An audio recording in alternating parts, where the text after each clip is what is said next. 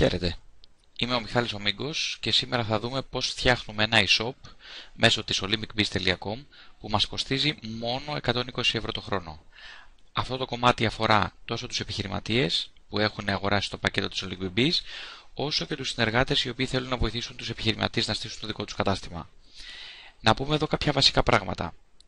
Πριν ξεκινήσουμε το στήσιμο του e-shop, καλό είναι να έχουμε οργανώσει το υλικό που θα χρειαστούμε. Τι θα χρειαστούμε λοιπόν? Θα χρειαστούμε σίγουρα το banner του e-shop, το οποίο καλό είναι να είναι 680x267 pixel.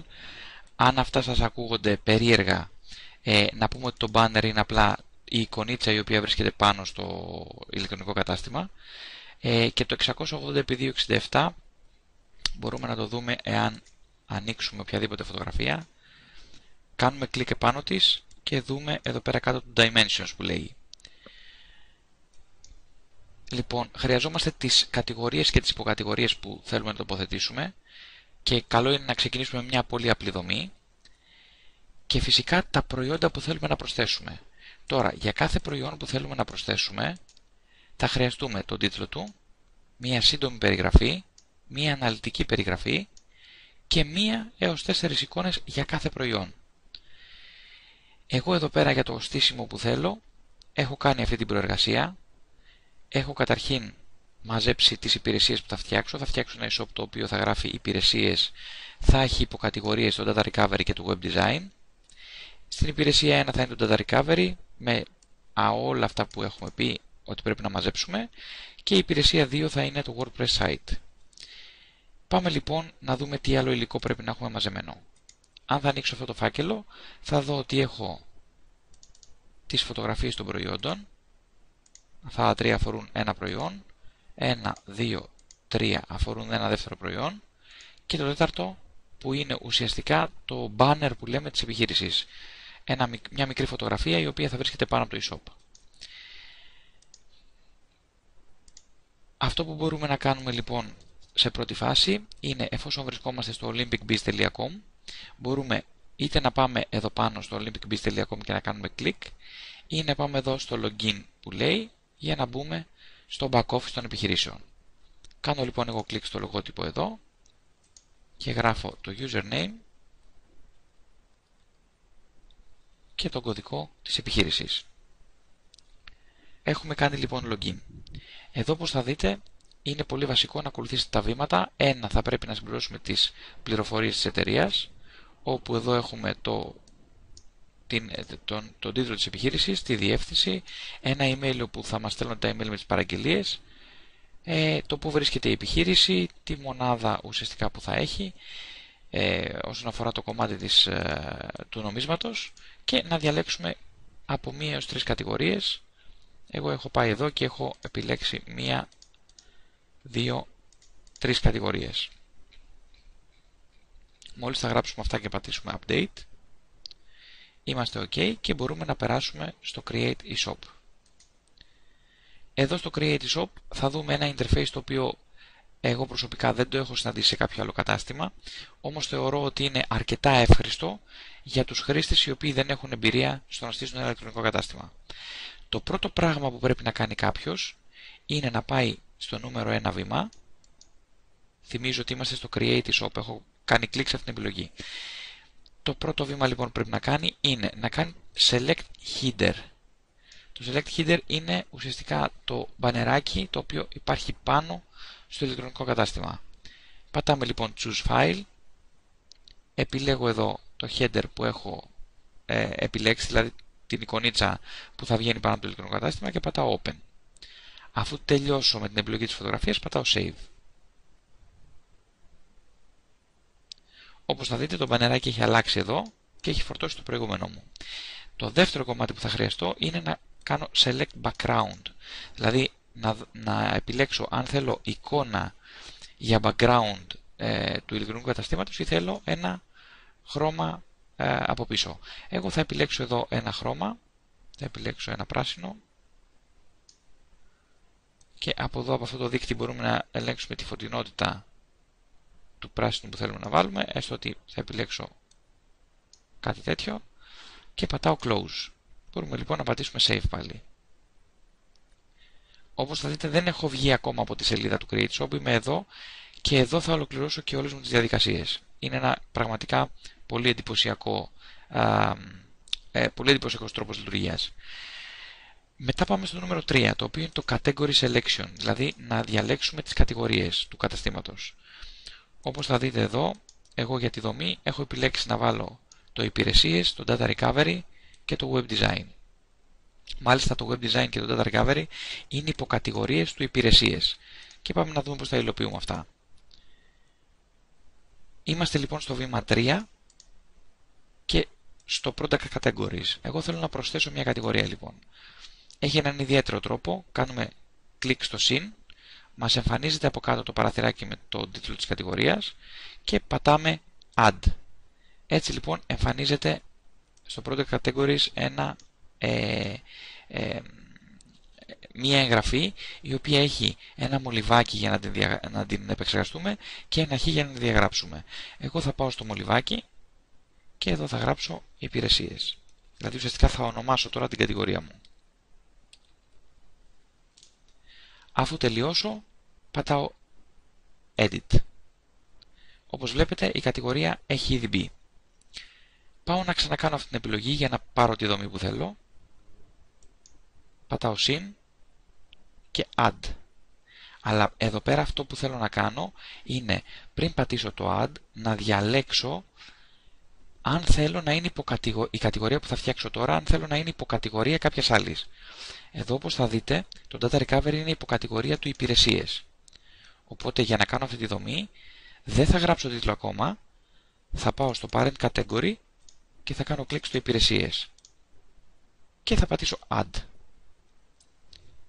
Εδώ λοιπόν μου έχει βγει από κάτω η νέα καταχώρηση που έκανα και πάω να κάνω Edit για να την μετονομάσω, γιατί είναι κενή αυτή τη στιγμή.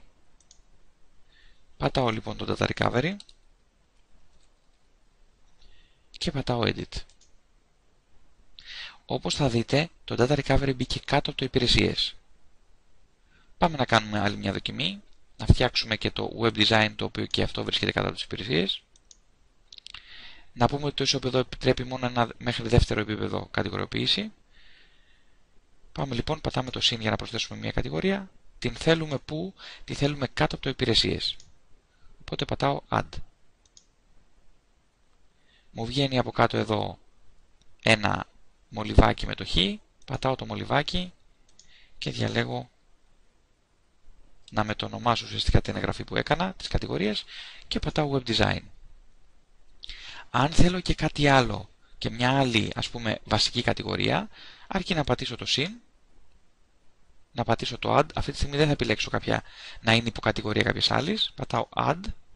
Όπως θα δείτε μου βγαίνει εδώ και θα μπορούσα να πατήσω κλικ εδώ για να βάλω ας πούμε για παράδειγμα Computers. Πατάω το Edit. Άρα έχουμε δύο βασικές κατηγορίες, το υπηρεσίες και το Computers, και δύο υποκατηγορίες, το Web Design και το Data Recovery. Αφού έχω τελειώσει με τις κατηγορίες μου, πατάω το Save. Άρα λοιπόν τώρα οι κατηγορίες μου έχουν ήδη αποθηκευτεί.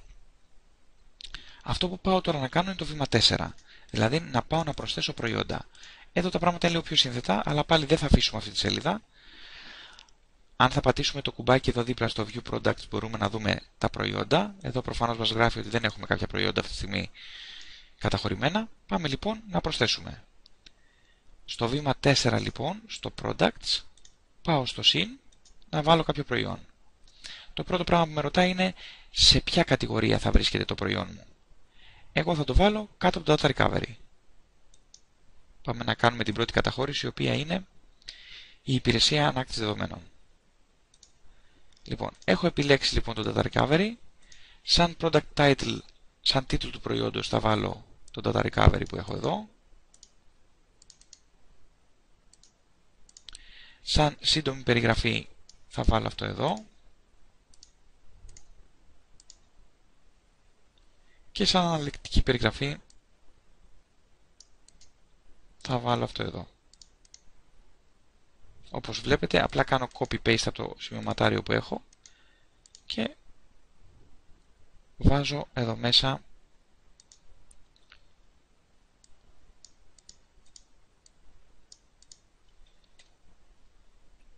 πράγματα που θέλω να βάλω. Θα δείτε ότι εδώ μπορώ να βάλω, για παράδειγμα, και τελίτσες. Μπορώ να τονίσω κάποια πράγματα. Ας πούμε, για παράδειγμα, το αποχαλασμένο σκληρό δίσκο. Ας το τονίσω με bold. Και ας βάλω εδώ italics. Δεν ξεχνάμε ότι πρέπει να έχουμε και την τιμούλα μας. Βάζω και την τιμή μου εδώ. Έτσι, στο price. Και πάω τώρα να ανεβάσω φωτογραφίες. Όπως θα δείτε εδώ, λέει upload first image, upload second image, third image και upload fourth file. Ουσιαστικά μπορούμε να ανεβάσουμε μέχρι 4 φωτογραφίες και επίσης βλέπετε αυτό το default icon που σημαίνει ποια θα είναι η προεπιλεγμένη φωτογραφία για να φαίνεται στο προϊόν μας. Εμείς θα πάμε τώρα να ανεβάσουμε το πρώτο μας αρχείο. Πατάμε upload first image. Εγώ θα διαλέξω με τη σειρά αυτά που έχω βάλει εδώ. Αφού τους κάνω διπλό κλικ, όπως θα δείτε εδώ πέρα κάτω, φορτώνει. Φροντίστε οι φωτογραφίες να μην είναι πάρα πολύ μεγάλες, γιατί αν είναι πάρα πολύ μεγάλες και θα φορτώνουν αργά και θα σας πάρει και ώρα να τις ανεβάσετε. Πατάω upload second image. Βλέπετε αυτή που ήταν μικρή φωτογραφία, πόσο γρήγορα ανέβηκε. Και πατάω και upload third image.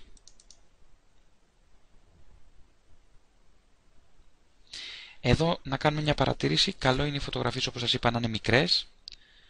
Προσέξτε τα kilobyte. Ας μην είναι πάνω από 200 kilobyte. Το 385 σας το έβαλα, το data recovery αυτό, για να δείτε πόσο αργά φορτώνεται. Οπότε καλό είναι οι φωτογραφίες να είναι μέχρι 100 kilobyte, 100-200 kilobyte. Κατεβαίνουμε και διαλέγουμε την προεπιλεγμένη φωτογραφία. Ποια θέλω φωτογραφία να εμφανίζεται προεπιλεγμένα στο προϊόν μου? Θέλω να εμφανίζεται η τρίτη φωτογραφία. Αφού τελειώσω εδώ πέρα, πατάμε το add, δηλαδή να προσθέσει το προϊόν μου. Όπως θα δείτε, το προϊόν μου έχει προσθεθεί, data recovery. Εδώ καλό είναι να πατήσετε ένα save. Γενικά, μετά από κάθε προϊόν, αφού πατήσετε το add, καλό είναι να κάνετε ένα save.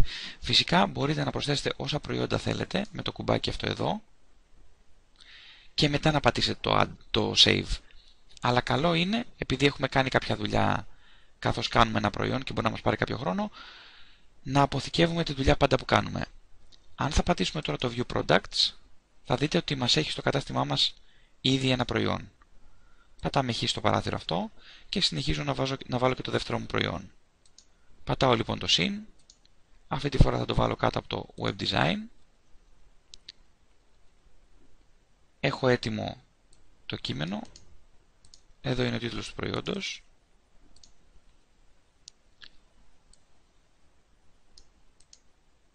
Εδώ είναι η σύντομη περιγραφή.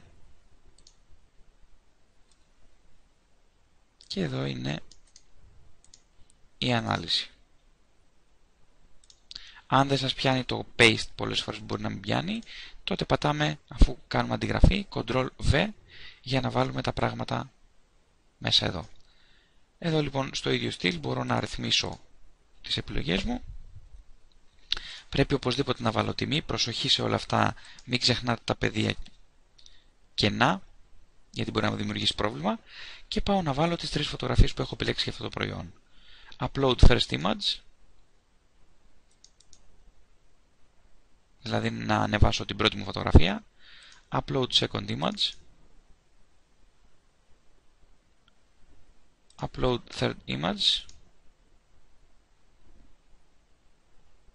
και μετά πατάμε το add. Όπως θα δείτε, το WordPress site έχει ήδη μπει εδώ πέρα. Αν θέλετε να αλλάξετε ονόματα κατηγορίας, ας κάνουμε ένα save.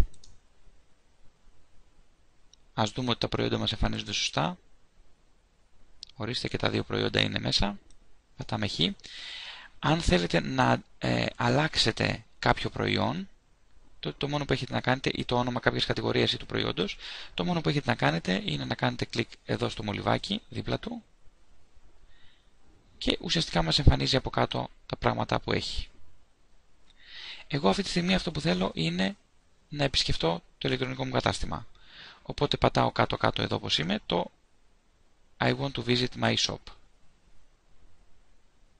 Όπως θα δείτε, στην κεντρική σελίδα του καταστήματος μας αναφέρει τα δύο προϊόντα που βάλαμε. Μπορώ να πατήσω Details για να δω πληροφορίες. Μπορώ να πατήσω το πίσω για να γυρίσω ή να πατήσω το All Categories πάλι για να γυρίσω στην κεντρική σελιδοποίηση. Πάτοντας Details εδώ πάλι, βλέπουμε το προϊόν και μπορώ πάλι στο All Categories να γυρίσω πίσω. Έστω λοιπόν ότι εγώ είμαι ένας πελάτης, ο οποίος έχω επισκεφτεί αυτή τη διεύθυνση. Αυτή τη διεύθυνση είναι live και μπορείτε να τη συνδέσετε με το website που έχετε φτιάξει για τη μικρομεσαία επιχείρηση. Όπως θα δείτε εδώ πέρα, η διεύθυνση της είναι actoweb.olympiabees.com κάθετος e-shop. Να θυμίσουμε ότι αν κάποιος έχει φτιάξει το website του, απλά αν σβήσει το e-shop από εδώ και πατήσει το Enter, θα πάει στην ιστοσελίδα που έχει φτιάξει την επιχείρηση.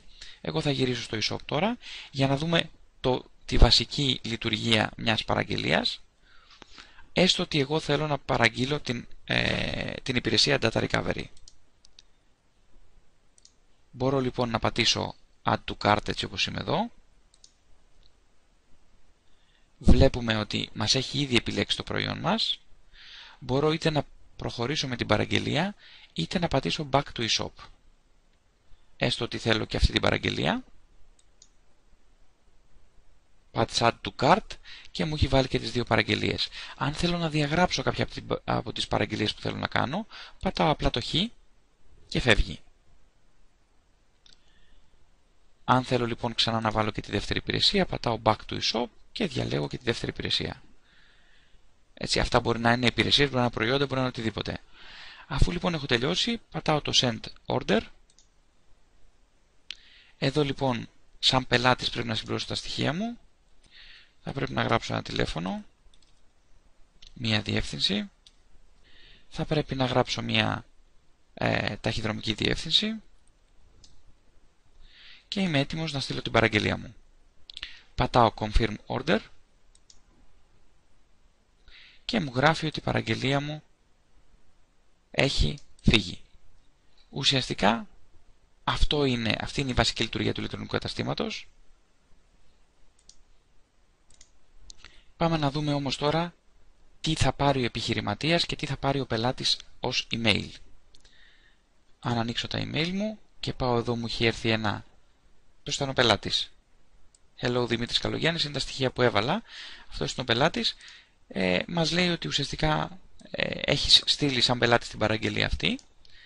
Ενώ σαν κατάστημα, αν ανοίξουμε το email αυτό, θα δούμε Hello Actoweb, someone has ordered a product from your shop, δηλαδή έγινε μια παραγγελία από το e-shop που πρέπει να την υλοποιήσεις. Username Basic Info, ο Δημήτρης Καλογιάννης είναι, το τηλέφωνο του είναι αυτό, το email του είναι αυτό και τα στοιχεία του είναι αυτά. Οπότε ο επιχειρηματίας μπορεί να υλοποιήσει την παραγγελία. Το σύστημα αυτό είναι εκπληκτικά απλό για να φτιάξει κάποιος το πρώτο του e-shop. Σας ευχαριστώ πάρα πολύ για τον χρόνο σας και ελπίζω να φτιάξετε γρήγορα πάρα πολλά ηλεκτρονικά καταστήματα.